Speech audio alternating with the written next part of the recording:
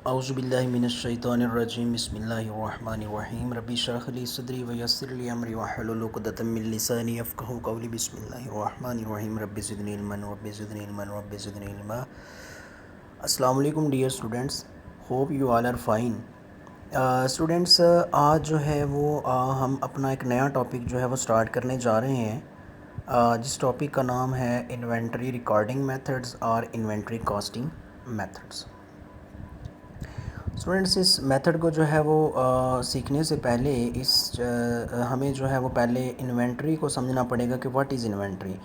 जैसा कि स्टूडेंट्स, मैं आपको पहले भी ये चीज़ बता चुका हूँ कि इन्वेंटरी से मुराद होती है हमारी जितनी भी फिनिश्ड या सेमी फिनिश्ड प्रोडक्ट्स या गुड्स, फिज़िकल प्रोडक्ट्स जो हमारे पास पड़े होते हैं, वो हमारी इन्वेंटरी होती है, हमारा स्टॉक होता है। ठीक है, डेफिनेशन मैंने यहाँ पे लिखी है, inventory the stock of finished और semi finished physical products is called inventory.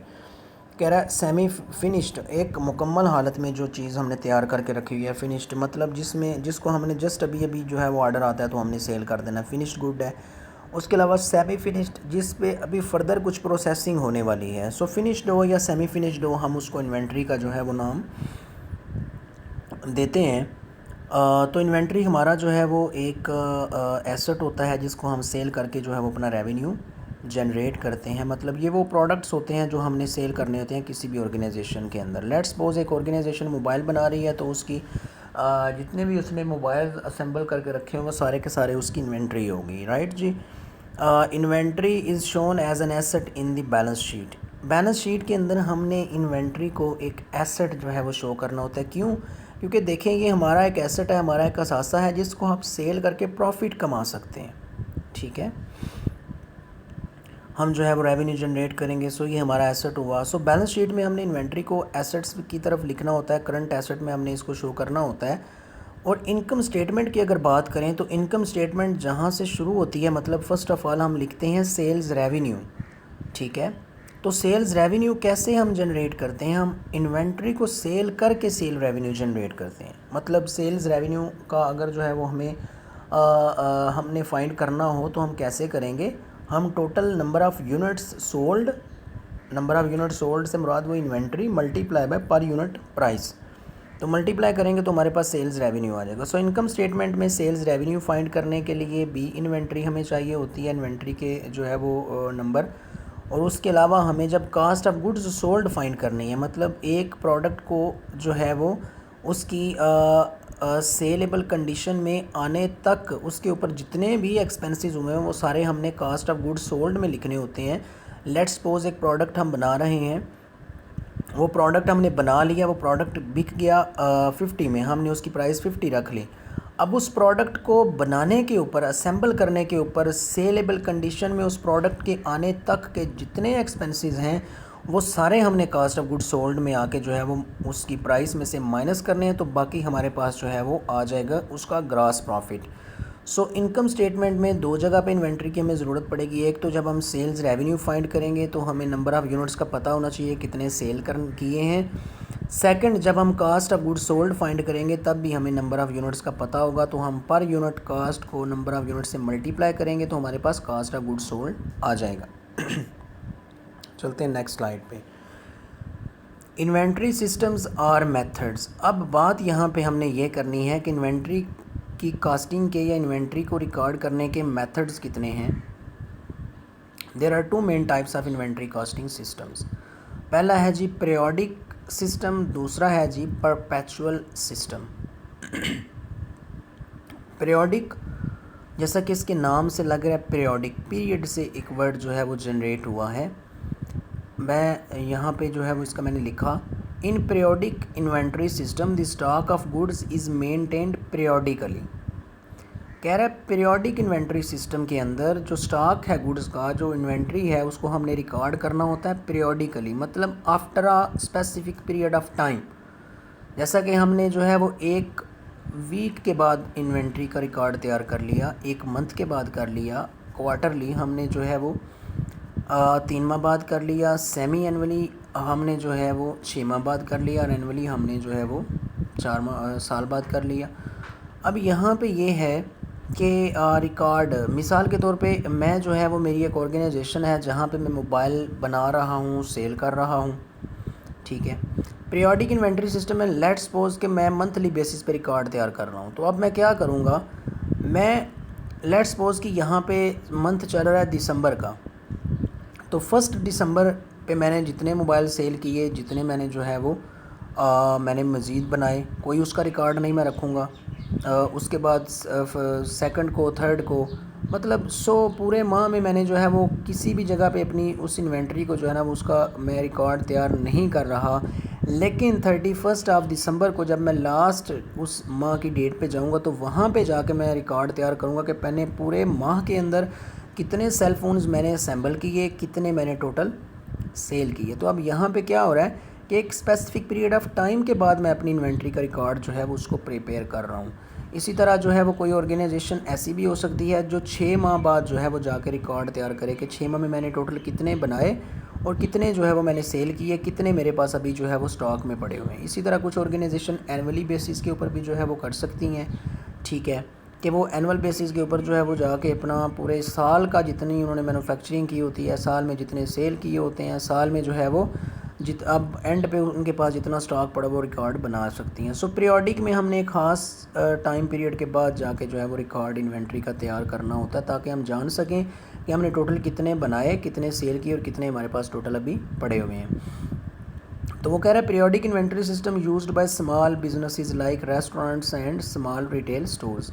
वो कह रहा है जो रेस्टोरेंट्स होते हैं, ठीक है, वहाँ पर जो है वो ये पीरियोडिक इन्वेंट्री सिस्टम जो है वो यूज़ होता है, या फिर स्मॉल रिटेल स्टोर, जो रिटेल स्टोर्स होते हैं जहाँ पे सेल्स इतनी ज़्यादा नहीं होती, ठीक है, डेली की 2-4 सेल्स होती हैं, तो फिर जो है वो उसके लिए, या 10-15 सेल्स होती हैं तो उसके लिए फिर वो डेली बेसिस पे रिकॉर्ड तैयार नहीं करते, ठीक है, उन्हें ज़रूरत ही पेश नहीं आती।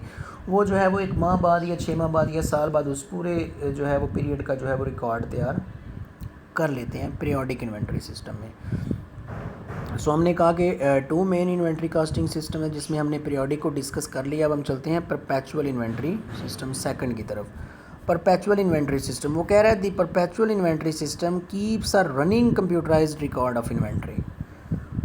कह रहा है परपेचुअल इन्वेंट्री सिस्टम जो है वो एक रनिंग कंप्यूटराइज्ड रिकॉर्ड तैयार करता है इन्वेंट्री का। मतलब लेट्स सपोज कि जैसे हम यहाँ पे अगर हाफिज़ाबाद की बात करें तो यहाँ पे सेज जो है वो लेदर होम जो बना हुआ है, वहाँ पर आप जाएं, आप लेट्स सपोज एक शूज़ जो है वो ख़रीदते हैं, तो वो शूज़ जब आप ख़रीदेंगे आप उनको प्राइस पे करें, वो कंप्यूटराइज जनरेटेड स्लिप आपको निकाल के देंगे, ठीक है।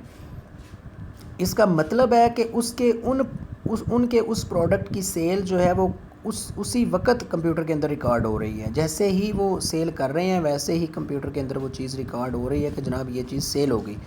इसी तरह जब वो बाहर से प्रोडक्ट्स लेके आते होंगे, मतलब किसी अपने जो है वो किसी होल सेलर से परचेज़ करके लाते होंगे, तो जैसे जैसे वो प्रोडक्ट्स वहाँ से आते होंगे फ़ौरी तौर पर वो उनको जो है वो प्रोडक्ट्स को अपने कंप्यूटर के अंदर रिकॉर्ड कर देते होंगे कि जनाब ये प्रोडक्ट्स हमारे पास आ चुके हैं, स्टॉक में मौजूद हैं।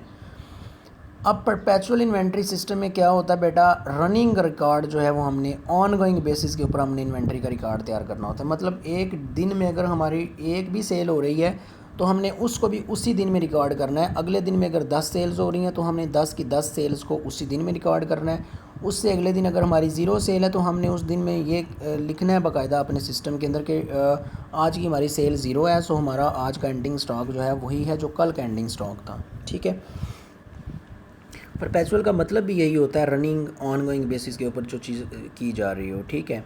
सो यहाँ पे आई होप कि आपको फ़र्क क्लियर हो गया होगा कि पीरियोडिक में एक ख़ास इंटरवल के बाद हमने रिकॉर्ड बनाना होता है, जबकि परपेचुअल में हमने जो है वो डेली बेसिस के ऊपर, ऑन गोइंग बेसिस के ऊपर अपनी एंट्रीज़ को जो है वो रिकॉर्ड करना होता है। Under this system the number of units sold and purchased and the dollar amounts are perpetually updated. कह रहा है इस सिस्टम के मुताबिक हमने कितने यूनिट सेल किए, हमने कितने यूनिट्स परचेज़ किए और कितनी डॉलर अमाउंट्स हमने कमाई, हमने खर्च की, उनको जो है वो प्रॉपरली ऑन गोइंग बेसिस पे हम जो है वो अपडेट कर रहे होते हैं, ठीक है। मतलब विद इन सेकेंड्स, जैसे ही ट्रांजैक्शन हुई, अभी बंदा चीज़ को ख़रीद के बाहर बाद में निकलेगा, बेच के चीज़ को ख़रीद के कोई कस्टमर आपकी शॉप बाद में छोड़ेगा, पहले आप उसको जो है वो पर्ची थमाएंगे, लें जनाब ये आपकी कंप्यूटराइज्ड जनरेटेड स्लिप है, ठीक है। सो इसका मतलब है कि जैसे ही सेल जो है वो हो रही होती है वैसे साथ साथ चीज़ें रिकॉर्ड हो रही होती हैं, यूज्ड बाय लार्ज बिजनेसेस। अब सेज जो है वो लेदर होम है, एक बड़ा बिजनेस है, ठीक है, तो यहाँ पे जो है वो ये चीज़ इम्प्लीमेंट जो है वो होती है, यहाँ पे उसको अडॉप्ट किया गया हुआ है। इसी तरह बाकी बड़े बिजनेसेस की एग्जांपल जो है वो आप देख सकते हैं। लें जी, अब चलते हैं methods of recording under perpetual inventory system. अभी तक बेटा हमने इन्वेंट्री के सिस्टम्स पढ़े। हमने कहा कि एक पीरियोडिक है, एक परपेचुअल है। अब बेटा आगे परपेचुअल के अंदर फर्दर फिर 3 मेथड्स आ जाते हैं जिनके मुताबिक हमने इन्वेंट्री को रिकॉर्ड करना होता है, ठीक है। There are 3 methods use to record inventory under perpetual inventory system. First of all है जी FIFO, first in first out. आपने शायद कभी ये टर्म्स पढ़ी हों, फर्स्ट इन फर्स्ट आउट। उसके बाद LIFO सेकंड मेथड है, लास्ट इन फर्स्ट आउट। उसके बाद ACT एवरेज कास्टिंग मेथड है बेटा। तो ये 3 मेथड्स हैं परपेचुअल इन्वेंट्री सिस्टम के अकॉर्डिंग इन्वेंट्री को रिकॉर्ड करने के। अब वन बाय वन जो है वो हम इनको डिस्कस करते हैं। तो देखें यहाँ पे मैंने लिखा first in first out FIFO। Under this method the company sells its inventory from the oldest stock to the newest. First in first out, इसको समझें यूँ कि लेट्स सपोज एक गोदाम है, एक वेयर हाउस है, जहाँ पे कंपनी जो है वो अपने प्रोडक्ट्स असेंबल कर कर के मैन्युफैक्चर कर कर के रख रही है, ठीक है। अब जब कंपनी FIFO मेथड के अकॉर्डिंग अपनी इन्वेंट्री को जो है का रिकॉर्ड जो है वो मेंटेन करेगी, तो कंपनी क्या करेगी, first in first out. Company ने सबसे पहले जो प्रोडक्ट बना के स्टॉक में रखा था, मतलब फ़र्स्ट जो इन हुआ था फर्स्ट आउट, उसे सबसे पहले सेल करेगी, ठीक है।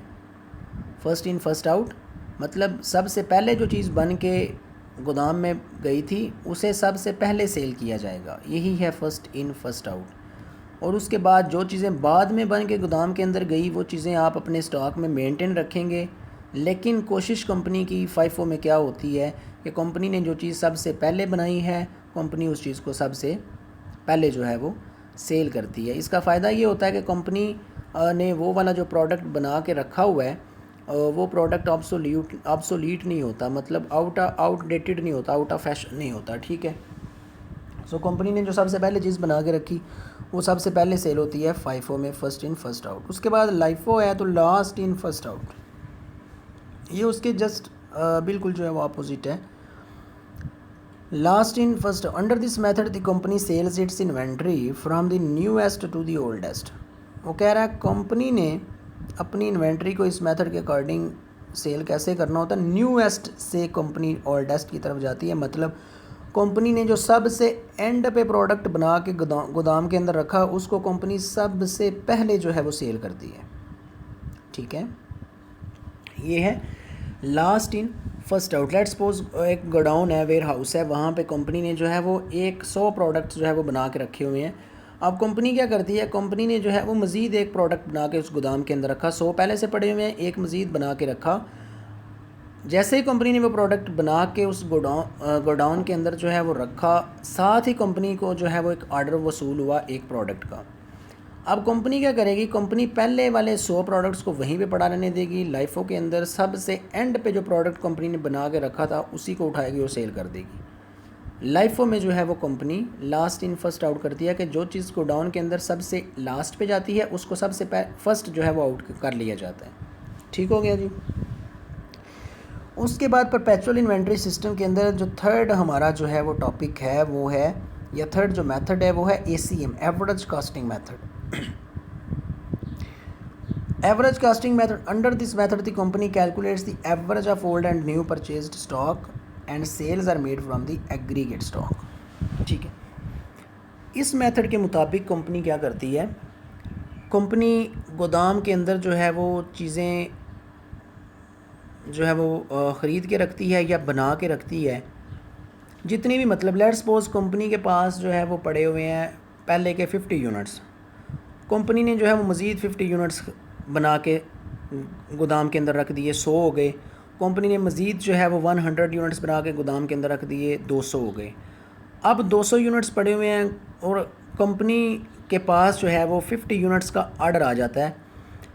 अब कंपनी ये नहीं देखेगी एवरेज कास्टिंग मेथड में कि पहले के बने हुए प्रोडक्ट्स में से मैं सेल करूं या मैं जो है वो बाद के बने हुए प्रोडक्ट्स में से सेल करूं। कंपनी सिंपली जाएगी, उसके पास अगर 50 यूनिट्स का ऑर्डर है तो वो उन 200 में से अब जो मतलब उस जो है वो वहाँ पे जो आदमी होता है वेयर हाउस के ऊपर जो है वो जो उसके मतलब की होल्डर होता है उसका, वो बंदा जाएगा, वो अपनी मर्ज़ी के कोई से 50 प्रोडक्ट उठा के जो है वो बेच वहाँ से जो है वो उनको जो है वो बेच देगा कंपनी ने जहाँ भी जो है वो उस ऑर्डर को भेजना है। तो एवरेज कास्टिंग में क्या है कि हमने पहले से हमारे पास जितने प्रोडक्ट्स मौजूद हैं और जो नए बना के रखे जा रहे हैं सभी को जो है वो एग्रीगेट कर लिया जाता है, जमा कर लिया जाता है, कैलकुलेट कर ली जाती है उनकी एवरेज। उनमें से जब भी कंपनी के पास ऑर्डर आता है कंपनी नहीं देखती कि पहले का बना हुआ है या बाद का बना हुआ, कंपनी अपनी मर्ज़ी के कोई प्रोडक्ट्स उठा के जो है वो उसको जो है वो आगे सेल आउट कर देती है। लेट्स इसके इस तरह से भी समझें कि कंपनी जो है ना वो जैसे मतलब एक उसने गोदाम बनाया हुआ है और जैसे ही वो प्रोडक्ट्स जो है वो बना रहे हैं, कंपनी में मैन्युफैक्चरिंग उनकी हो रही है, कंपनी उनको जो है ना बस उस बंदे ने की होल्डर ने दरवाज़ा खोला, प्रोडक्ट को अंदर फेंक दिया, फिर जो है वो बन के आया, दरवाज़ा खोला अंदर फेंक दिया, फिर बन के आया, दरवाज़ा खोला उसने अंदर फेंक दिया। अब उन्हें नहीं पता कि इनमें से कौन सा प्रोडक्ट, क्योंकि सारे सेम हैं, स्टैंडर्डाइज्ड प्रोडक्ट्स हैं, उन्हें नहीं पता कि इनमें से कौन सा प्रोडक्ट जो है वो पहले का बना है, कौन सा बाद का बना है। जैसे ही ऑर्डर आया वो सारे मिक्सअप हो चुके हैं, ठीक है, एवरेज हो चुके हैं, जैसे ही ऑर्डर आया उनमें से कोई से उठा के सेल आउट जो है वो कर दिए जाते हैं। सो स्टूडेंट्स, ये था हमारा जो है वो आज का टॉपिक, जिसमें हमने जो है वो सीखा कि इन्वेंट्री रिकॉर्डिंग जो है वो हमारे पास जो है वो मेथड्स कितने हैं, पीरियोडिक सिस्टम है और उसके बाद जो है परपेचुअल इन्वेंट्री सिस्टम है। और उसके बाद हमने जो है वो दोनों को डिस्कस किया कि पीरियोडिक क्या है, परपेचुअल क्या है। उसके बाद हमने जो है वो ये देखा कि परपेचुअल इन्वेंट्री सिस्टम में जो है वो मेथड्स कितने हैं इन्वेंट्री को रिकॉर्ड करने के। तो हमने कहा कि 3 है, फर्स्ट इन फर्स्ट आउट है, लास्ट इन फर्स्ट आउट है और एवरेज कास्टिंग मेथड है।